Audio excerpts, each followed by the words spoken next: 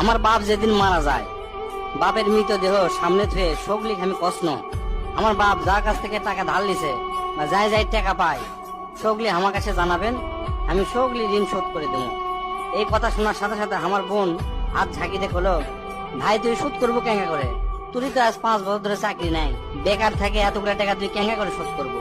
বোনকে আমি আস্তে আস্তে অভয় দিয়ে, কোনো চিন্তা করিস না বোন, বাপের সব ঋণ আমি শোধ করে দেবো, 1 টাকাও বাকি থামো না। পরের দিন সকালে ঘুমোর থেকে উঠতে না উঠতেই দরজা খুলে দেখি বারান্দার 4-5 জন লোক বসে আছে, পাওনাদার। দেখে আমার গাও ঘামে উঠলো।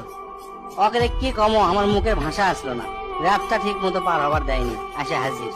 সামনে যাতে একজন খাড়া হলো, খাড়া হয়ে আমাক করছে, আমি অমুক ব্যাংকত থেকে আসছি, আপনার বাপ তার বেটা বেটির নামে 20 লাখ টাকা ব্যাংকত থুয়ে গেছে, তাড়াতাড়ি ব্যাংকত আসেন।